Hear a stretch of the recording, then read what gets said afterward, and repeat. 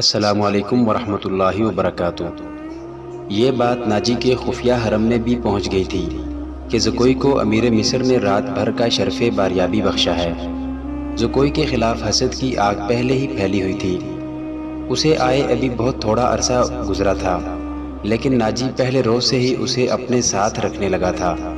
اسے ذرا سی دیر کے لیے بھی اپنے اس حرم میں نہیں جانے دیا تھا جہاں اس کی دل پسند ناچنے والی جوان لڑکیاں رہتی تھیں۔ زکوئی کو اس نے الگ کمرہ دیا تھا۔ انہیں یہ تو معلوم نہ تھا کہ ناجی اسے صلاح الدین ایوبی کو موم کرنے کی ٹریننگ دے رہا ہے اور وہ کسی بہت بڑے تخریبی منصوبے پر کام کر رہا ہے۔ یہ رقاصائیں یہ دیکھ کر جل بن گئی تھی کہ زکوئی نے ناجی پر قبضہ کر لیا ہے اور اس کے دل میں ان کے خلاف نفرت پیدا کر دی ہے۔ حرم کی دو لڑکیاں زکوئی کو ٹھکانے لگانے کا سوچتی رہتی تھیں۔ اب انہوں نے دیکھا کہ زکوئی کو امیر مصر نے بھی اتنا پسند کیا ہے کہ اسے رات بھر اپنے خیمے میں رکھا ہے، تو وہ پاگل سی ہو گئی۔ اسے ٹھکانے لگانے کا واحد طریقہ قتل تھا۔ قتل کے دو ہی طریقے ہو سکتے تھے، زہر یا کرائے کا قاتل جو اسے سوتے میں قتل کرائے۔ دونوں طریقے ممکن نہیں تھے کیونکہ زکوئی باہر نہیں نکلتی تھی اور زہر دینے کے لیے اس تک رسائی نہیں ہو سکتی تھی۔ ان دونوں نے حرم کی سب سے زیادہ چالاک ملازمہ کو اعتماد میں لے رکھا تھا۔ اسے انعام و اکرام دیتی رہتی تھی۔ جب حسد کی انتہا نے ان کی آنکھوں میں خون اتار دیا تو انہوں نے اس ملازمہ کو منہ مانگے انعام کا لالچ دے کر اپنا مدعا بیان کر دیا۔ یہ ملازمہ بڑی خراٹ اور منجھی ہوئی عورت تھی۔ اس نے کہا کہ سالار کی رہائش گاہ میں جا کر زکوئی کو زہر دینا ممکن نہیں۔ موقع محل دیکھ کر اسے خنجر سے قتل کیا جا سکتا ہے، اس کے لیے وقت چاہیے۔ اس نے وعدہ کیا کہ وہ زکوئی کی نقل و حرکت پر نظر رکھے گی، ہو سکتا ہے کوئی موقع جلدی نکل آئے۔ اس جرائم پیشہ عورت نے یہ بھی کہا کہ اگر کوئی موقع نہ نکلا تو حشیشین کی مدد حاصل کی جائے گی، مگر وہ معاوضہ بہت زیادہ لیتے ہیں۔ دونوں لڑکیوں نے اسے یقین دلایا کہ وہ زیادہ سے زیادہ معاوضہ دینے کو تیار ہیں۔ ناجی بے حد غصے کے عالم میں اپنے کمرے میں ٹہل رہا تھا۔ زکوئی اسے ٹھنڈا کرنے کی بہت کوشش کر چکی تھی، لیکن اس کا غصہ بڑھتا جا رہا تھا۔ آپ مجھے اس کے پاس جانے دیں، زکوئی نے چوتھی بار کہا۔ میں اسے شیشے میں اتار لوں گی۔ بیکار ہے، ناجی نے گرج کر کہا۔ وہ کمبخت حکم نامہ جاری کر چکا ہے جس پر عمل بھی شروع ہو چکا ہے۔ مجھے اس نے کہیں کا نہیں رہنے دیا۔ اس پر تمہارا جادو نہیں چل سکا۔ مجھے معلوم ہے کہ میرے خلاف یہ سازش کرنے والے لوگ کون ہیں۔ وہ میری ابھرتی ہوئی حیثیت سے حسد کرتے ہیں۔ میں امیر مصر بننے والا تھا۔ میں نے یہاں کے حکمرانوں پر حکومت کی ہے، حالانکہ میں معمولی سا سالار تھا۔ اب میں سالار بھی نہیں رہا۔ اس نے دربان کو اندر بلا کر کہا کہ اوروش کو بلا لائے۔ اس کا ہمراز اور نائب اوروش آیا تو ناجی نے اس کے ساتھ بھی اسی موضوع پر بات کی۔ اسے وہ کوئی نئی خبر نہیں سنا رہا تھا۔ اوروش کے ساتھ وہ صلاح الدین ایوبی کے نئے حکم نامے پر تفصیلی تبادلہ خیالات کر چکا تھا، مگر دونوں اس کے خلاف کوئی کارروائی نہیں سوچ سکتے تھے۔ اب اس کے دماغ میں ایک کارروائی آ گئی تھی۔ اس نے اوروش سے کہا، میں نے جوابی کارروائی سوچ لی ہے۔ کیا؟ بغاوت، ناجی نے کہا۔ اوروش چپ چاپ اسے دیکھتا رہا۔ ناجی نے کہا، تم حیران ہو گئے ہو؟ کیا تمہیں شک ہے کہ یہ 50,000 سوڈانی فوج ہماری وفادار نہیں؟ کیا یہ صلاح الدین ایوبی کی نسبت مجھے اور تمہیں اپنا حاکم اور بہی خواہ نہیں سمجھتی؟ کیا تم اپنی فوج کو یہ کہہ کر بغاوت پر آمادہ نہیں کر سکتے کہ تمہیں مصریوں کا غلام بنایا جا رہا ہے اور مصر تمہارا ہے؟ اوروش نے گہری سانس لے کر کہا، میں نے اس اقدام پر غور نہیں کیا تھا۔ بغاوت کا انتظام ایک اشارے پر ہو سکتا ہے، لیکن مصر کی نئی فوج بغاوت کو دبا سکتی ہے اور اس فوج کو کمک بھی مل سکتی ہے۔ حکومت سے ٹکر لینے سے پہلے ہمیں ہر پہلو پر غور کر لینا چاہیے۔ میں غور کر چکا ہوں، ناجی نے جواب دیا۔ میں عیسائی بادشاہوں کو مدد کے لیے بلا رہا ہوں۔ تم 2 پیامبر تیار کرو، انہیں بہت دور جانا ہے۔ آؤ میری باتیں غور سے سن لو۔ زکوئی، تم اپنے کمرے میں چلی جاؤ۔ زکوئی اپنے کمرے میں چلی گئی اور وہ دونوں ساری رات اپنے کمرے میں بیٹھے رہے۔ صلاح الدین ایوبی نے دونوں فوجوں کو مدغم کرنے کا وقت 7 روز مقرر کیا تھا۔ کاغذی کارروائی ہوتی رہی۔ ناجی پوری طرح تعاون کرتا رہا۔ 4 روز گزر چکے تھے۔ اس دوران ناجی ایک بار پھر صلاح الدین ایوبی سے ملا، لیکن اس نے کوئی شکایت نہ کی۔ تفصیلی رپورٹ دے کر صلاح الدین ایوبی کو مطمئن کر دیا کہ 7ویں روز دونوں فوجیں ایک ہو جائیں گی۔ صلاح الدین ایوبی کے نائبین نے بھی اسے یقین دلایا کہ ناجی دیانت داری سے تعاون کر رہا ہے، مگر علی بن سفیان کی رپورٹ کسی حد تک پریشان کن تھی۔ اس کی انٹیلیجنس سروس نے رپورٹ دی تھی کہ سوڈانی فوج کے سپاہیوں میں بے اطمینانی اور ابتری سی پائی جاتی ہے۔ وہ مصری فوج میں مدغم ہونے پر خوش نہیں۔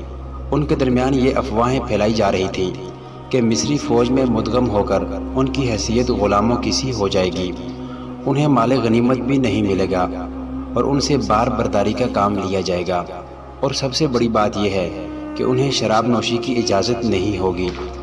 علی بن سفیان نے یہ رپورٹیں صلاح الدین ایوبی تک پہنچا دیں۔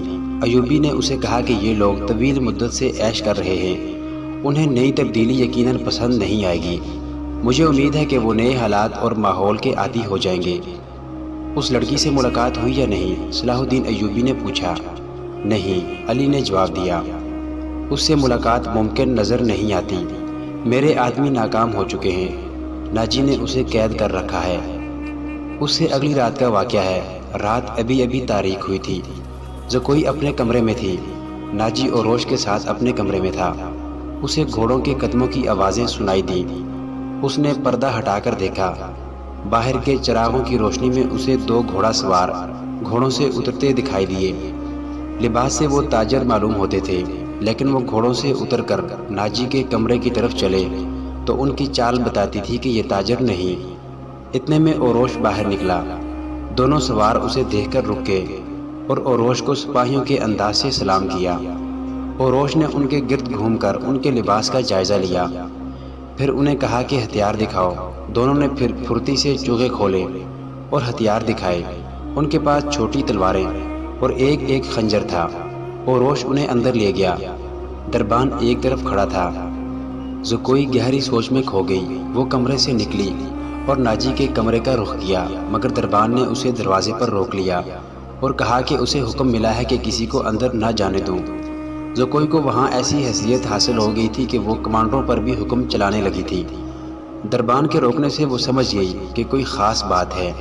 اسے یاد آیا کہ 2 راتیں پہلے ناجی نے اس کی موجودگی میں اوروش سے کہا تھا کہ میں عیسائی بادشاہوں کو مدد کے لیے بلا رہا ہوں، تم 2 پیامبر تیار کرو، انہیں بہت دور جانا ہے۔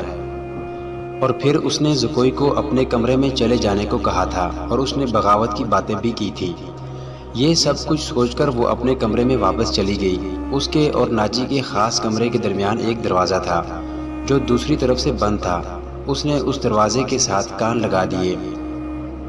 ادھر کی آوازیں دھیمی تھیں، اسے کوئی بات سمجھ نہ آئی۔ کچھ دیر بعد اسے ناجی کی بڑی صاف آواز سنائی دی۔ اس نے کہا، آبادیوں سے دور رہنا، اگر کوئی شک میں پکڑنے کی کوشش کرے تو سب سے پہلے یہ پیغام غائب کرنا، جان پر کھیل جانا، جو بھی راستے میں حائل ہو اسے ختم کر دینا۔ تمہارا سفر 4 دنوں کا ہے، 3 دنوں میں پہنچنے کی کوشش کرنا، سمت یاد کر لو، شمال مشرق۔ دونوں آدمی باہر نکلے۔ زکوئی بھی باہر آ گئی۔ اس نے دیکھا کہ وہ دونوں گھوڑوں پر سوار ہو رہے تھے۔ ناجی اور اوروش بھی باہر کھڑے تھے، سواروں کو الوداع کہنے نکلے ہوں گے۔ سوار بہت تیزی سے روانہ ہو گئے۔ ناجی نے زکوئی کو دیکھا تو اسے بلا کر کہا، میں باہر جا رہا ہوں، کام بہت ہے، تم آرام کرو، اگر اکیلے دل نہ لگے تو حرم میں گھوم پھر آنا۔ ہاں، زکوئی نے کہا، جب سے آئی ہوں باہر نہیں نکلی۔ ناجی اور اوروش چلے گئے۔ زکوئی نے چوغا پہنا، کمر بند میں خنجر اڑسا اور حرم کی طرف چل پڑی۔ وہ جگہ چند 100 گز دور تھی۔ وہ ناجی پر یہ ظاہر کرنا چاہتی تھی کہ وہ حرم میں گئی تھی۔ دربان کو بھی اس نے یہی بتایا۔ حرم میں یہ داخل ہوئی تو وہاں کی رہنے والیوں نے اسے حیران ہو کے دیکھا۔ وہ پہلی دفعہ وہاں گئی تھی۔ سب نے اس کا استقبال احترام اور پیار سے کیا۔ ان 2 لڑکیوں نے بھی اسے خوش آمدید کہا جو اسے قتل کرانا چاہتی تھی۔ زکوئی سب سے ملی، ہر ایک کے ساتھ باتیں کی اور واپس چل پڑی۔ وہ خرانٹ ملازمہ بھی وہی تھی جسے اس کے قتل کے لیے کہا گیا تھا۔ اس نے زکوئی کو بڑی غور سے دیکھا۔ زکوئی باہر نکل گئی۔ حرم والے مکان اور ناجی کی رہائش گاہ کا ایک درمیانی علاقہ اونچا نیچا تھا اور ویران۔ زکوئی حرم سے نکلی تو ناجی کی رہائش گاہ کی طرف جانے کی بجائے بہت تیز تیز دوسری سمت چل پڑی۔ ادھر ایک پگڈنڈی بھی تھی، لیکن زکوئی اس سے ذرا دور ہٹ کر جا رہی تھی۔ اس سے 15-20 قدم پیچھے ایک سیاہ سایہ چلا جا رہا تھا۔ وہ کوئی انسان ہی ہو سکتا تھا، مگر سر سے پاؤں تک ایک لبادے میں لپٹا ہونے کی وجہ سے سیاہ بھوت لگتا تھا۔ زکوئی کی رفتار تیز ہوئی تو اس بھوت نے اپنی رفتار اس سے بھی تیز کر دی۔ آگے گھنی جھاڑیاں تھیں، زکوئی ان میں روپوش ہو گئی۔ سیاہ بھوت بھی جھاڑیوں میں غائب ہو گیا۔ وہاں سے کوئی 250-300 گز آگے صلاح الدین ایوبی کی رہائش گاہ تھی، جس کے ارد گرد فوج کے اعلیٰ رتبوں کے افراد رہتے تھے۔ زکوئی کا رخ ادھر ہی تھا۔ وہ گھنی جھاڑیوں میں سے نکلی ہی تھی کہ بائیں طرف سے سیاہ بھوت اٹھا۔ چاندنی بہت صاف تھی، پھر بھی اس کا چہرہ نظر نہیں آتا تھا۔ اس کے پاؤں کی آہٹ بھی نہیں تھی۔ بھوت کا ہاتھ اوپر اٹھا، چاندنی میں خنجر چمکا اور بجلی کی تیزی سے خنجر زکوئی کے بائیں کندھے اور گردن کے درمیان اتر گیا۔ زکوئی کی چیخ نہیں نکلی، خنجر اس کے کندھے سے نکل گیا۔ زکوئی نے اتنا گہرا زخم کھا کر بھی نہایت تیزی سے اپنے کمر بند سے خنجر نکالا۔ بھوت نے اس پر دوسرا وار کیا تو زکوئی نے اس کے خنجر والے بازو کو اپنے بازو سے روک کر اپنا خنجر بھوت کے سینے میں گھونپ دیا۔ اسے چیخ سنائی دی جو کسی عورت کی تھی۔ زکوئی نے اپنا خنجر کھینچ کر دوسرا وار کیا جو بھوت کے پیٹ میں اتر گیا۔ اس کے ساتھ ہی اس کے اپنے پہلو میں خنجر لگا، لیکن زیادہ گہرا نہیں تھا۔ بھوت چکرا کر گرا۔ محترم ناظرین، صلاح الدین ایوبی کی زندگی کے واقعات پر مشتمل سیریز دیکھنے کے لیے چینل کو سبسکرائب ضرور کر لیں۔ گزشتہ اقساط دیکھنے کے لیے چینل پر پلے لسٹ کا وزٹ کریں۔ ویڈیو کو لائک اور شیئر ضرور کیجیے۔ اللہ آپ کا حامی و ناصر ہو۔